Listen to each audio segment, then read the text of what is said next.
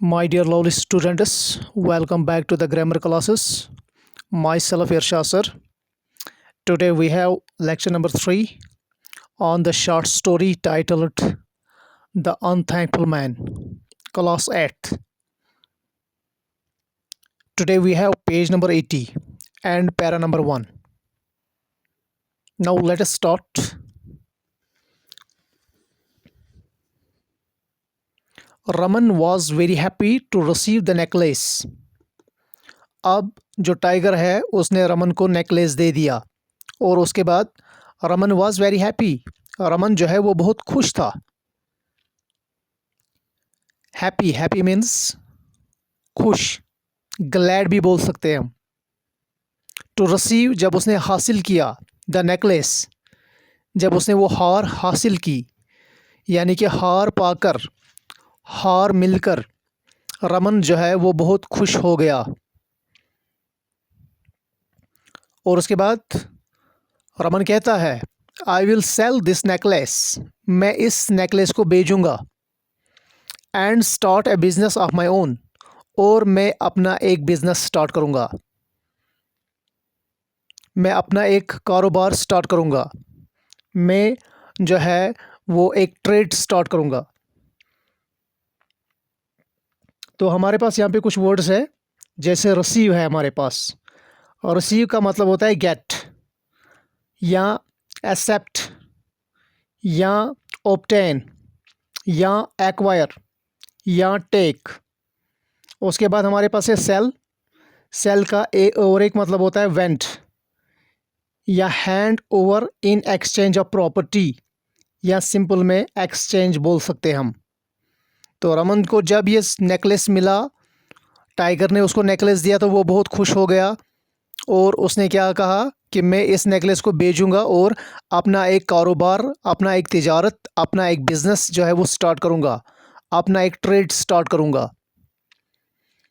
ही thought, उसने ये जो है इसके बारे में सोचा। थॉट, थॉट मीन्स गौर फिक्र करना या तदब्बर या सोचा।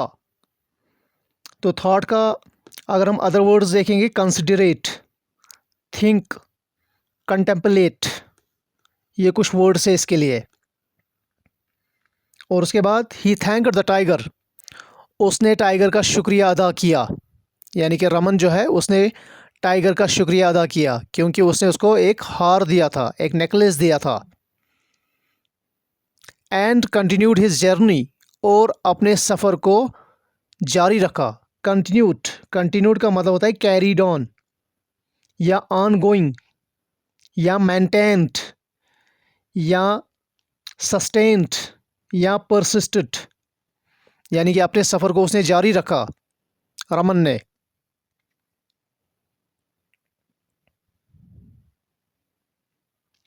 Just as he was nearing his village, just as means as soon as.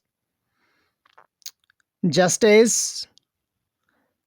का मतलब है जैसे ही या राइट व्हेन, जैसे ही रमन जो है ही was nearing, nearing means approaching, nearing was arriving, यानी कि जब वो नज़दीक पहुंचा, किसके नज़दीक, हिज विलेज, उसके गांव के नज़दीक पहुंचा या उसके जो है गांव के करीब पहुंचा। ही रिमेंबर्ड द गोल्ड स्मिथ, उसको गोल्ड स्मिथ के बारे में ख्याल आया, यानी कि गोल्ड स्मिथ की बात उसको याद आई।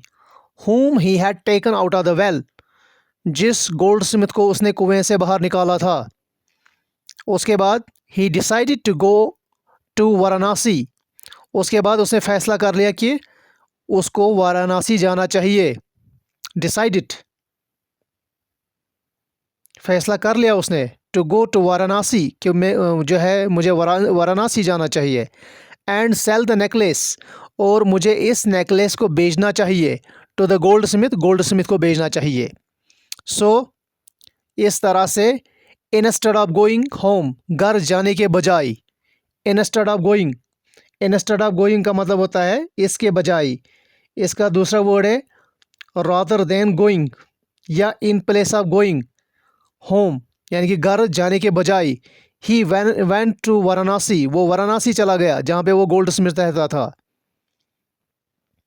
तो ये हमारा यहाँ पे जो है दूसरा पैरा था। अब हम मूव करेंगे पैरा नंबर 3 की तरफ।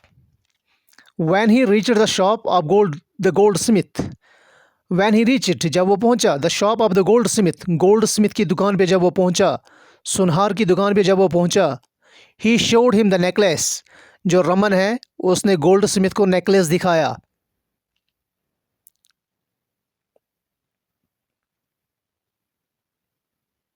तो यहाँ पे रीच्ड है हमारे पास, रीच्ड का मतलब होता है अराइव्ड या अप्रोच्ड। नाउ, नाउ मीन्स अब, यानी कि उसके बाद, नेकलेस दिखाने के बाद, नेकलेस शो करने के बाद, नेकलेस प्रेजेंट करने के बाद। नाउ अब means at that time. It so happened, it so happened यानी कि इत्फाक से ऐसा हुआ। इट सो हैपेंड का मतलब होता है बाई चांस, या इसका मतलब होता है इट टर्न्स आउट, या इसका मतलब होता है को इंसिडेंटली, यानी कि इत्फाक से ऐसा हुआ। That the gold Smith had made the necklace for the Prince, कि जो गोल्ड स्मिथ है उसने वही नेकलेस जो है एक दफ़ा शहजादे के लिए बनाया था, प्रिंस के लिए बनाया था। Who had gone missing some months back, लेकिन कुछ महीने पहले वही प्रिंस जो है वो मिसिंग हो जाता है, वो गुम हो जाता है। ही रिकॉग्नाइज्ड द नेकलेस, रिकॉग्नाइज्ड होता है पहचाना, द नेकलेस उसने उस नेकलेस को पहचाना। And decided to report, decided means उसने फैसला कर लिया, टू रिपोर्ट द मैटर, कि ये जो मसला है, ये जो मामला है, इसके बारे में वो रिपोर्ट करे। रिपोर्ट मीन्स इतला दे, इतला देना या खबर देना। रिपोर्ट का मतलब होता है टू इन्फॉर्म या पास ऑन न्यूज़, या टू फाइल ए कंप्लेंट, या टू कंप्लेन ऑफिशियली, या टू रिकॉर्ड एंड शेयर, या टू टेल, या नोटिफाई, या officially give information about an event to an authority, यानी कि जो अथॉरिटी होती है उसको ऑफिशियली इंफॉर्मेशन देना। अब ये अथॉरिटी कौन है यहाँ पे, वो है किंग। तो उसने फैसला कर लिया कि ये जो मसला है इसकी इतला में जो है बादशाह को दूंगा। और उसके बाद वो बादशाह के पास चला जाता है और बादशाह को बोलता है योर मैजेस्टी, मैजेस्टी, मैजेस्टी इसको अगर हम देखेंगे उर्दू में कहते हैं इसको जहाँपना, या इसको बोलते हैं हम हुजूर, क्योंकि ये एक फॉर्मल टाइटल होता है रेस्पेक्ट के लिए, और जो डायरेक्टली एड्रेस किया जाता है बादशाह के लिए या रानी के लिए। तो बोला जहाँपना या हुजूर, a man has come to my shop, मेरी दुकान पे एक आदमी आया है, टू सेल दिस नेकलेस, ये नेकलेस बेचने के लिए। नेकलेस भी वहाँ पे वो शो करता है। और उसके बाद उसको बोलता है I had made this for the Prince, लेकिन मैंने यही नेकलेस जो है शहज़ादे के लिए बनाया था, आपके बेटे के लिए बनाया था, जो कुछ महीने पहले गुम हो चुका है। और उसके बाद आई एम श्योर, और कहता है कि मुझे पूरा यकीन है, he must have killed the Prince, उसने जो है शहज़ादे को मारा होगा। Must have here means strong possibility. तो बोलता है कि बहुत ही ज़्यादा जो है पॉसिबिलिटी है, मुमकिनात है कि इस आदमी ने जो है प्रिंस को मारा होगा। एंड स्टोलन द नेकलेस, और मारने के बाद उसने उससे नेकलेस चुराया होगा। स्टोलन वर्ब की तीसरी फॉर्म होती है, स्टील, स्टोल, स्टोलन।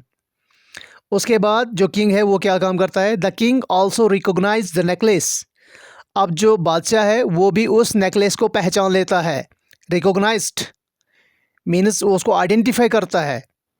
ही सेंट हिज सोल्जर्स, वो अपने सिपाहियों को भेजता है, to the gold smith shop, gold smith की दुकान पे उनको भेजता है। एंड ऑर्डर देम, और उनको ऑर्डर देता है, हुक्म देता है उनको, उनको कमांड देता है, टू अरेस्ट रमन, कि आप रमन को अरेस्ट करिएगा। तो होप यहाँ तक जो है अंडरस्टैंड हुआ होगा। तो मज़ीद बढ़ते हम और एक पैराग्राफ की तरफ। The soldiers arrested him. अब जो सोल्जर्स है वो इस गोल्ड स्मिथ के शॉप पे जाते हैं और वहाँ से रमन को अरेस्ट करते हैं, उसको गिरफ्तार करते हैं। And locked him in a dog cell, और उसके बाद उसको locked him in a dog cell. Locked का मतलब होता है कि बंद किया गया, यानी कि फिर उसको बंद किया गया कहाँ पे? In a dog cell.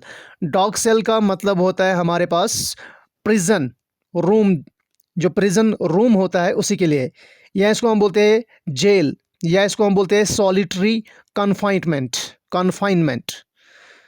तो यानी कि फिर उसको जो है जेल में बंद किया जाता है। रमन कुड नॉट अंडरस्टैंड, लेकिन रमन को ये बात समझ नहीं आई। वाई ही वॉज अरेस्टेड, कि उसको अरेस्ट क्यों किया गया, उसको गिरफ्तार क्यों किया गया, उसको इसकी वजह का कोई भी इल्म नहीं था। He asked one of the gods, वहाँ पे जो गॉड्स थे, जो पहरेदार थे, जो चौकीदार थे, जो पासबान थे, जो मुहाफिज थे, जो निगहबान थे, जो सेंट्रीज थे, जो वॉचमैन थे या जो कस्टडियंस थे, उनसे बताया, यानी कि उनमें बहुत सारे थे वहाँ पे, लेकिन एक को बताया। One of the gods means जो बहुत सारे गॉड्स थे वहाँ पे, उनमें से एक को बताया। Why he had been locked up, कि मुझे बंद क्यों किया गया। Locked up means put in prison, या जेल्ड, या इम्प्रिजन्ड, या कन्फाइंड इन ए सेल। तो अब जो रमन है वो एक पहरेदार से कहता है कि मुझे जेल में क्यों रखा गया। The God told him his crime. अब जो गॉड है, जो पहरेदार है, जो चौकीदार है, जो पासबान है, जो मुहाफिज है, वो उसको बोलता है हिज क्राइम, उसका जुर्म क्या है। तो क्राइम हमारे पास है जुर्म। क्राइम का मतलब क्या होता है? जुर्म होता है क्राइम का मतलब। या क्राइम का मतलब होता है ऑफेंस, या गिल्ट, या रॉन्ग डूइंग, या अनलॉफुल एक्ट, या मिसडीड, या फेलोनी। तो बताया कि मेरा क्राइम क्या है, मेरा जुर्म क्या है। और फिर उसके बाद जो गॉड है वो उसको बोलता है you have killed our prince, आपने हमारे प्रिंस को मारा है, आपने हमारे शहजादे को मारा है। एंड स्टोलन हिज नेकलेस, और उसके बाद आपने उसका नेकलेस चुराया है। देयरफॉर, यही वजह है। देयरफॉर यहाँ पे वजह के लिए इस्तेमाल हुआ है और रीज़न के लिए इस्तेमाल हुआ है। और बोलता है you have been locked up, यही वजह है कि आपको जो है जेल में बंद किया गया है। यानी कि अब रमन जो है वो समझ चुका है जो गोल्ड स्मिथ था वो कितना अनग्रेटफुल क्रिएचर था, वो कितना एहसान फरामोश इंसान था। लेकिन रमन ने ये बात सुनी और Raman was horrified to hear this ear means news. ये जो न्यूज़ उसने सुनी, ये जो खबर उसने सुनी, रमन वॉज हॉरिफाइड। रमन जो है वो बहुत खौफज़दा हो गया। हॉरिफाइड का मतलब होता है एगॉस्ट, एपॉल्ड, शॉक्ड, डिसमेड, पेट्रीफाइड, या अनर्व्ड। तो ये इसके कुछ अदर वर्ड्स है, कुछ सिनोनिम्स है। तो जो रमन है वो डर जाता है, खौफज़दा हो जाता है। He had been deceived by the gold smith, यानी कि उसको गोल्ड स्मिथ ने धोखा दे दिया है। डिसीव्ड जो है वो वर्ब की सेकंड फॉर्म है, लेकिन यहाँ पे ये तीसरी फॉर्म है क्योंकि ये प्रेजेंट परफेक्ट में सेंटेंस है, ये सॉरी पास्ट परफेक्ट में सेंटेंस है। ही हैड बीन, क्योंकि पास्ट परफेक्ट में सब्जेक्ट के साथ हैड बीन लगता है, और उसके बाद वर्ब की तीसरी फॉर्म है। कहता है कि यहाँ पे he had been deceived by the gold smith, उसको गोल्ड स्मिथ ने जो है वो गोल्ड स्मिथ ने क्या किया, इसको गोल्ड स्मिथ ने इसको डिसीव्ड के यहाँ पे हमारे पास कुछ अदर वर्ड्स है। डिसीव्ड का मतलब होता है फूल्ड, या ट्रिकट, या ड्यूपट। तो अब जो है यहाँ पे रमन है उसको जो है गोल्ड स्मिथ धोखा देता है। The animals had been right, और उसके बाद उसको बात याद आती है। The animals had been right, वो एनिमल्स सही थे, यानी कि वो सही कह रहे थे उस time. When they had advised him not to trust the man, जब उन एनिमल्स ने रमन को मशवरा दिया था, सलाह दी थी उसको कि ये जो आदमी है इसको इस कुएं से बाहर नहीं निकालना, इस पे भरोसा नहीं करना। ट्रस्ट मीन्स उस पर भरोसा नहीं करना, इसके ऊपर बिलीव नहीं करना। He was the most ungrateful creature, वो बहुत ज़्यादा एहसान फरामोश इंसान था। और उसके बाद जो रमन है ही फेल्ट सैड, वो बहुत दुखी हो जाता है, उसको बहुत दुख हुआ। The animals had been better than this man, जो एनिमल्स थे वो इस आदमी से बेहतर निकले। वो इस आदमी से बेहतर थे। Just as he sat thinking, तो जस्ट एज मीन्स उसके बाद as soon as. He sat वो नीचे बैठा, थिंकिंग और वो सोच रहा है। ही रिमेंबर्ड द स्नैक, उसको स्नैक के बारे में जो है ख्याल आया। He called out to the snake, उसने स्नैक को जो है पुकारा, उसको आवाज़ दी। एंड द नेक्स्ट मोमेंट, और उसी लम्हे यानी कि फ़ौरन, रेडीली या immediately, the snake slithered into the cell, जो स्नैक है वो रेंगते रेंगते उसके सेल में आ गया, यानी कि वो प्रिजन में आ गया, वो जेल में आ गया। और उसके बाद स्नैक ने मुखातिब होकर कहा, what can I do for you, asked the snake. और स्नैक ने क्या कहा, स्नैक ने क्या पूछा, what can I do for you, हाँ मैं आपके लिए क्या कर सकता हूँ। तो होप करता हूँ कि ये क्लास आपके लिए काफ़ी इंटरेस्टिंग रही होगी। तो मिलते हैं आपके साथ एक नई लेक्चर में, एक नए सेशन के साथ। Till then bye bye.